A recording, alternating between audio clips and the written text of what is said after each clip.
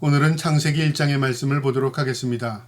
이 창세기는 세상의 모든 것이 하나님으로부터 시작됐다는 것을 우리에게 보여주고요. 또 세상의 인류의 모든 물질을 하나님께서 만드셨다는 걸 우리에게 깨닫게 해주십니다. 사람도, 그 다음에 세상의 모든 동식물도, 또 자연도, 이 우주도 하나님의 손에 있음을 우리에게 말씀을 통해서 깨닫게 합니다.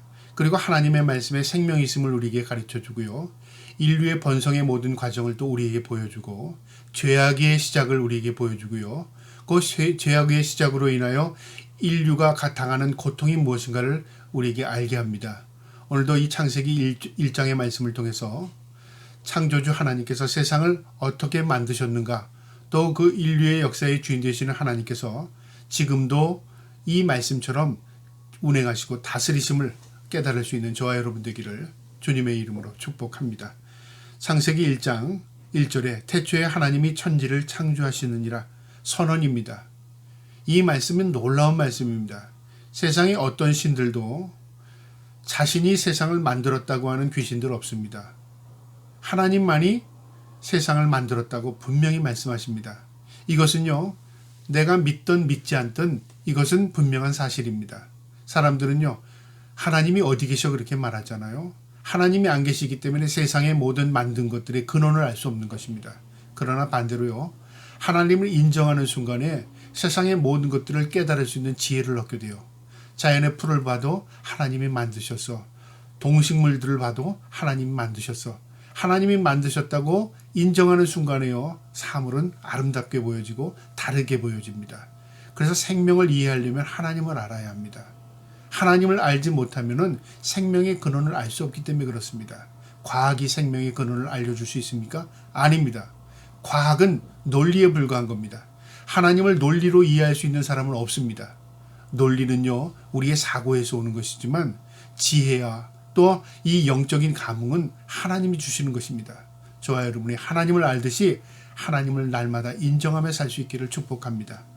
땅이 혼돈하고 공허하며 흑암이 깊음 위에 있고 하나님의 영이 수면의 위에 운행하시느니라.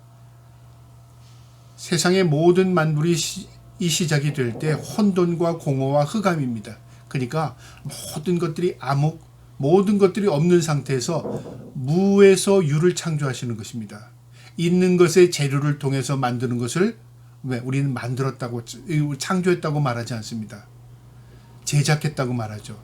그러나 창조라는 것은 뭐냐면 없는 것이 있는 것으로 만드는 것이 창조입니다. 하나님은 혼돈과 공허함과 흑암이 깊음, 없는 모든 것들에서 있는 모든 것들로 하나님이 창조하시는 것입니다. 하나님은 창조하실 때요, 어떤 다른 도구를 사용하시지 않습니다. 오직 말씀입니다. 말씀이 생명이고요, 말씀이 능력입니다. 3절에요. 하나님이 이르시되 빛이 있으라 하시니 빛이 있었고 하나님 말씀하시니까 빛이 있습니다. 4절에 빛이 하나님 보시기에 좋았더라. 하나님이 빛과 어둠을 나누사 하나님이 빛을 낮이라 부르시고 어둠을 밤이라 부르시니라. 저녁이 되고 아침이 되니 첫째 날이니라.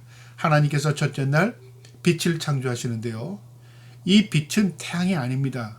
우린 빛 그러면 바로 태양과 연결하려고 하는데요, 태양이라는 거 우주체입니다. 그러나 이 빛은요, 하나님의 빛입니다. 세상의 모든 것들을 밝게 비추시는 겁니다. 그래서 하나님은 빛이라, 예수 그리스도는 빛이라, 너희는 세상의 빛이라, 그 말씀처럼 빛은 비춰주는 겁니다. 어둠이 물러갑니다. 그리고 반대편이 어둠입니다. 빛은 낮이라 칭하시고 어둠은 밤이라 칭하셨답니다. 그래서 세상은 양면입니다. 낮은 환합니다. 밤은 어둡습니다. 그리고 세상은 선과 악으로 구별되어 있습니다. 선한 것은 빛이고 악한 것은 어둠입니다. 하나님은 빛 가운데 행하십니다. 사탄은 어둠을 좋아합니다. 이처럼 세상은요, 분명히 갈라져 있습니다. 6절에요. 하나님이 이르시되 물 가운데 궁창이 있어 물과 물이 나누라 하시고, 그 다음에 지구의 가운데요, 윗물과 아랫물로 나누는데요, 물 가운데 궁창이 있답니다. 오늘날은 우리는 궁창이란 말을 사용하지 않습니다. 그러나 이 고대에는, 창조시에는 뭐가 있었냐면요, 위의 물과 아래 물로 이 지구가 덮여 있었던 겁니다. 그 가운데가 궁창이었습니다. 하늘이죠.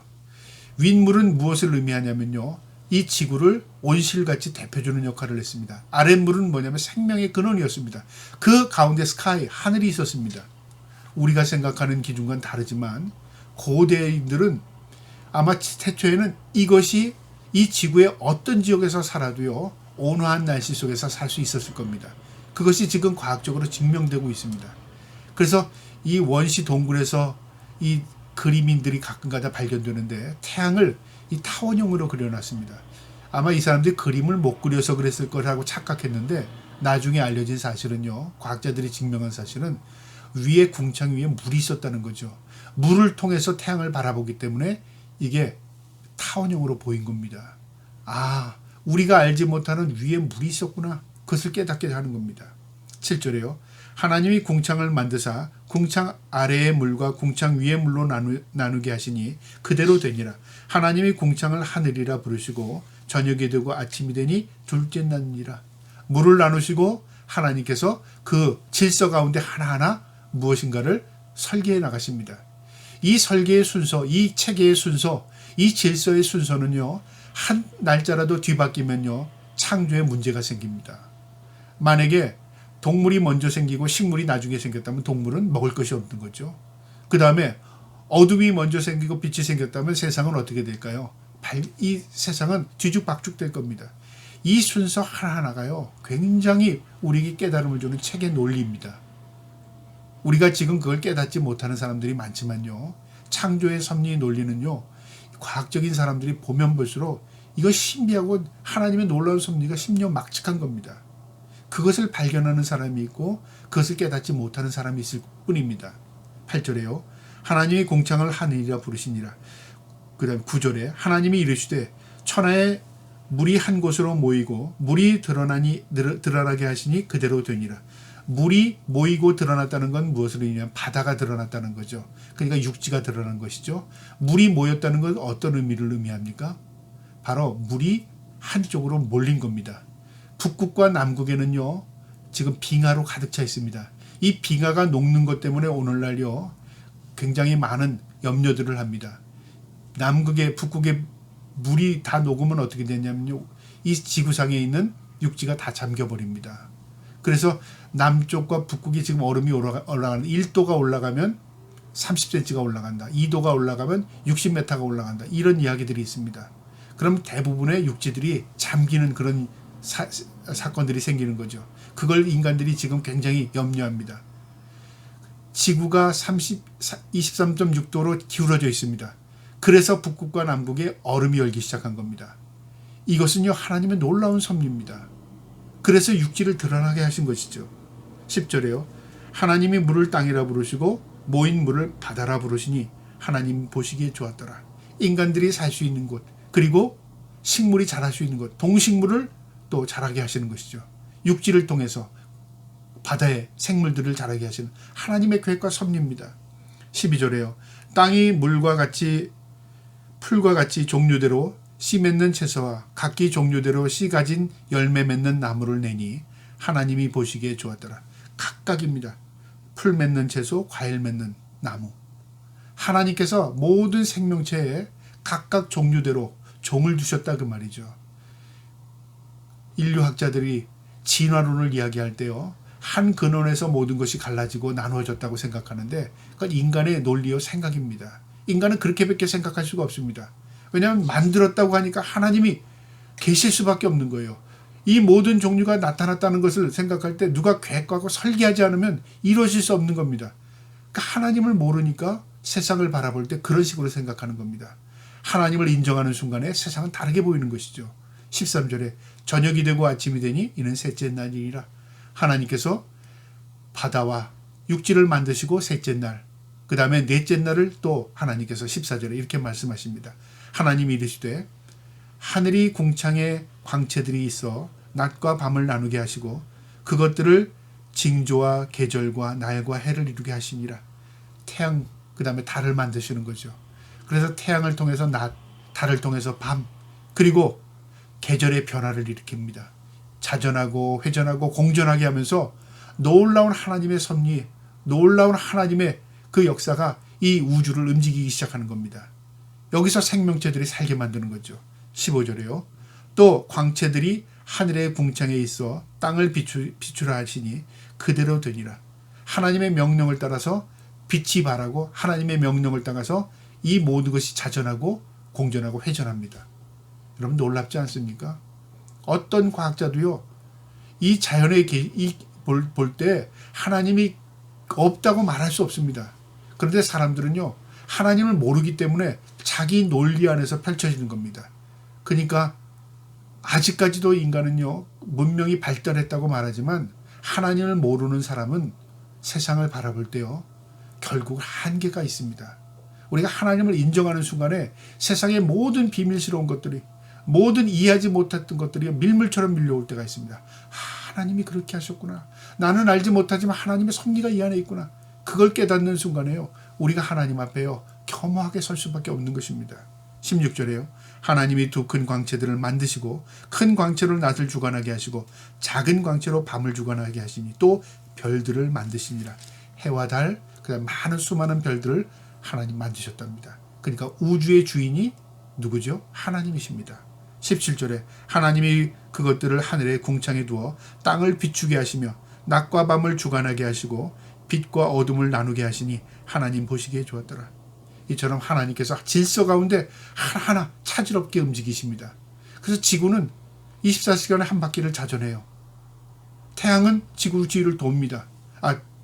달은요. 그리고 지구는 태양을 돕니다. 놀랍죠? 계절이 변화되고, 그리고 또 지구가 스스로 돌면서 하루에 날짜가 생기고, 이 모든 것들이 다 하나님의 섭리입니다. 그리고 우리 일이 있고 달이 있고 그 다음에 연이 있잖아요. 이 모든 것들이 이 자연을 통해서 움직여지는 겁니다. 20절에요. 하나님이 이르시되 물들은 생물을 번성하게 하라. 땅 위 하늘을 궁창에는 새가 날리라 하시고 하나님이 큰 바다 짐승들과 물에서 번성하여 움직이는 모든 생물을 그 종류대로 날개 있는 모든 새들을 그 종류대로 창조하시니 하나님이 보시기에 좋았더라. 모든 생명체를 종별로 하나님 만드셨습니다. 우리가 생각하는 진화, 이것은요 성경에 배치됩니다. 진화는 인간의 논리에서 나온 겁니다. 창조는 하나님의 말씀입니다. 우리가 믿어야 됩니다. 그리고 우리가 믿지 않는다고 이것이 거짓이 아닙니다. 내 논리로 이해하는 게 아니라요, 하나님의 말씀을 신뢰할 때 놀라운 역사가 일어나는 겁니다.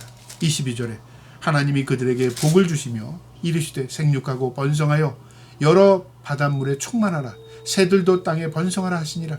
하나님께서 그 생명체들에게 번성을 명령하십니다. 충만을 명령하십니다. 그러니까 번성하고 충만해서 땅에 번식하기 시작하는 겁니다. 23절에 저녁이 되고 아침이 되니 다섯째 날이니라.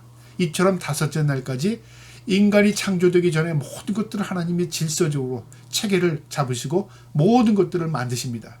그 다음에 26절에 하나님이 이르시되 땅은 생물이 그 종류대로 나되 가축과 기는 것과 땅의 짐승을 종류대로 내라 하시니 그대로 되니라.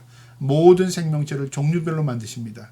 25절에 하나님이 땅의 짐승을 그 종류대로 가축을 그 종류대로 땅에 기는 모든 것을 그 종류대로 만드시니 하나님이 보시기에 좋았더라. 하나님이 이르시되 우리의 형상 우리를 따라 우리의 모양대로 우리가 사람을 만들고 그들로 바다의 물고기와 하늘의 새와 가축과 온 땅에 기는 모든 것을 다스리게 하자 하시고, 이제 마지막으로 하나님의 대리자로서 인간을 창조하는데요, 인간은 다른 생명체와 다르게 만듭니다. 모든 것을 하나님의 명령을 따라 말씀으로 하나님의 계획과 섭리 가운데 체계 가운데 하나님 만들으셨다면 인간은요 하나님의 형상으로 만들어집니다. 영적인 존재로 만들었다 그 말이죠. 우리의 형상을 따라 우리의 모양대로. 여기 우리라는 복수를 사용하십니다. 성부, 성자, 성령, 하나님께서 우리의 모양을 따라, 그러니까 하나님의 형상을 따라 만드셨답니다. 인간은 영적인 존재입니다. 27절에 하나님이 자기 형상 곧 하나님의 형상대로 사람을 창조하시되 남자와 여자를 창조하시고, 남자를 만들고 여자를 만들고 여자를 만들고 남자를 만들고, 이렇게 한 종류에서 이게 둘을 갈라는 게 아니라요, 인간을 어떻게 만드셨냐면 남자와 여자로 만드시되요 먼저 다른 생명체와는 다르게 만듭니다. 종을 따로따로 만든 게 아니라요, 먼저 남자와 여자를 만드실 계획을 가지시고 만드시되 남자를 먼저 만드십니다. 그리고 남자의 갈비뼈를 취해서 여자를 만듭니다. 하나님께서 주신 의미와 목적이 분명합니다. 너희는 원래부터 하나였어 그 말이죠. 모든 생명체는 종별로 만들었습니다. 인간은요, 남자가 여자가 합쳐져야 하나입니다. 동식물을 보면요, 합치지 않아도 번성하는 것들이 있습니다. 그러나 이 인간은요, 남자와 여자가 합쳐져야 생명이 유지됩니다. 그것을 우리에게 말해줍니다. 28절에요. 하나님이 그들에게 복을 주시며 하나님이 그들에게 이르시되 생육하고 번성하여 땅에 충만하라. 땅을 정복하라. 바다의 물고기와 하늘의 새와 땅에 움직이는 모든 생명을 다스리라 하시니, 하나님께서 인간을 만드신 이유는요, 다스리게 만드신 겁니다. 세상을 아름답게 만들라는 겁니다. 세상을 질서가 하나님의 섭리 가운데 다스리라는 겁니다. 그러니까 하나님의 대리자로서 인간은 하나님의 형상을 따라 하나님의 모양대로 창조됐을 뿐만 아니라 하나님이 기뻐하는 일을 하게끔 하나님께서 인간을 만든 겁니다. 29절에요. 하나님이 이르시되 내가 온 지면에 씨 맺는 모든 채소와 씨가 진 열매 맺는 모든 나무를 너희에게 주리니 너희의 먹을 것이 되리라.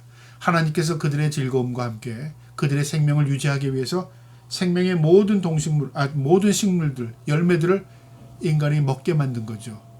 이 먹는다는 것은요, 생명 유지만이 아니라 즐거움도 포함됐습니다. 하나님께서 인간이 다스리면서 그들이 즐거워하고 또 하나님의 대리자로서 인간의 세상을 움직이면서 세상을 또 정복해 나가면서 하나님의 섭리대로 세상을 다스리는 것, 그게 하나님의 뜻이었습니다. 그러니까 하나님의 기쁨대로 인간은 이 세상을 움직여 나가야 하는 것입니다. 그것이 하나님의 뜻이었습니다. 30절에요.